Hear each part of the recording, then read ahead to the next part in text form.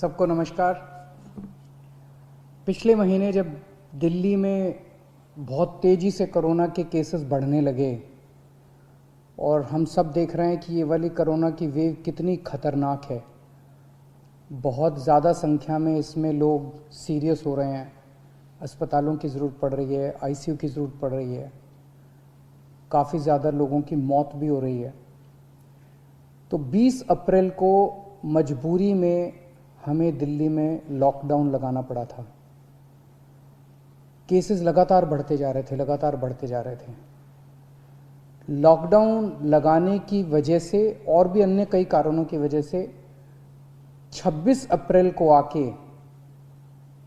35% positivity rate बढ़ गया था। 35% बहुत ज़्यादा होता है, मतलब 100 लोगों का अगर हम टेस्ट करते थे तो 35 लोग उसमें पॉजिटिव निकलते थे।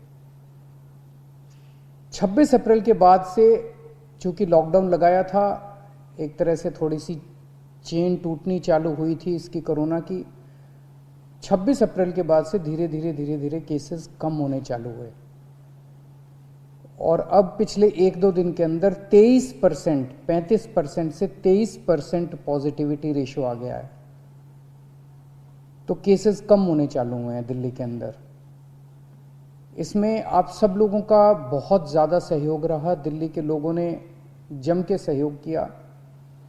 आप लोगों ने लॉकडाउन का पूरी तरह से पालन किया और ये हम सब लोगों की, अपने परिवार की ज़िंदगी और उनके स्वास्थ्य की बात है।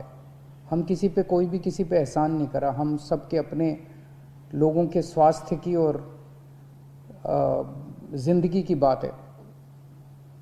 इस लॉकडाउन के पीरियड को हमने संसाधन, हेल्थ इंफ्रास्ट्रक्चर को और मजबूत करने के लिए इस्तेमाल किया। कई जगह नए ऑक्सीजन बेड्स तैयार किए गए। सबसे बड़ी दिक्कत दिल्ली में ऑक्सीजन की आई है। नॉर्मल टाइम में जितनी ऑक्सीजन चाहिए होती है अस्पतालों में, उससे कई गुना ऑक्सीजन की ज़रूरत पड़ने लगी, क्योंकि अब जितने भी मरीज आते थे कोरोना में उन सबको ऑक्सीजन की ज़रूरत थी। तो कई गुना ऑक्सीजन की ज़रूरत अचानक पड़ने लगी।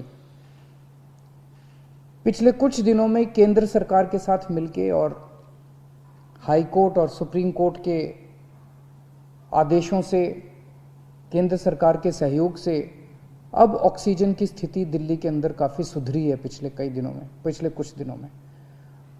अब इस तरह की बातें सुनने को नहीं मिलती कि इस अस्पताल में 2 घंटे की ऑक्सीजन रह गई, उस अस्पताल में आधे घंटे की ऑक्सीजन रह गई, यहाँ पे किसी की ऑक्सीजन से मौत हो सकती है।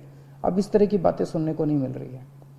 तो इस लॉकडाउन के पीरियड को हमने अपने सिस्टम को भी सुधारने में काफ़ी प्रयास किए। पिछले कुछ दिनों से वैक्सीन को भी बड़ी तेज़ी के साथ वैक्सीनेशन का कार्यक्रम शुरू किया गया है। आप में से जितने लोगों ने वैक्सीन लगवाया उन्होंने देखा होगा कि दिल्ली सरकार ने जो स्कूलों में इंतजाम किए हैं वो कितने शानदार इंतजाम किए हैं। सब लोग इसकी तारीफ़ कर रहे हैं, सब लोगों को अच्छा लग रहा है। हमारे युवा बढ़ चढ़ के वैक्सीन लगवा रहे हैं। यहाँ तक कि दिल्ली के आसपास के इलाकों से भी लोग दिल्ली में आके वैक्सीन लगवा रहे हैं। वैक्सीन के स्टॉक की कमी है, इसमें हमने केंद्र सरकार से सहयोग मांगा है। मुझे पूरी उम्मीद है जैसे केंद्र सरकार अन्य बातों पे भी सहयोग करती रही है, इसमें भी हमारा पूरा सहयोग करेगी। पिछले कुछ दिनों में सब लोगों से मेरी बात हुई है, व्यापारियों से, महिलाओं से, युवाओं से, अलग अलग किस्म के लोगों से बात हुई है और सबका ये मानना है कि कोरोना के केस कम तो हुए हैं लेकिन अभी भी बहुत हैं। 23% अभी भी संक्रमण दर है। अभी ढिलाई नहीं दी जा सकती, अभी समय नहीं आया है ढिलाई देने का। तो सबका ये मानना है कि अभी लॉकडाउन को और एक्सटेंड करने की ज़रूरत है। अभी और इस कड़ाई को अभी थोड़े दिन और बरकरार रखने की ज़रूरत है, नहीं तो अभी जो हमने हासिल किया वो भी ख़त्म हो जाएगा। और जैसा मैंने कहा कि ये इतना मुश्किल दौर है, ये वाली वेव इतनी ख़तरनाक है, इतने लोगों की मौत हो रही है, तो जान है तो जहान है। अगर ज़िंदगी बचेगी तो बाद में और बहुत कुछ कर लेंगे ज़िंदगी में। सबसे पहले इस टाइम ज़िंदगी बचाना है।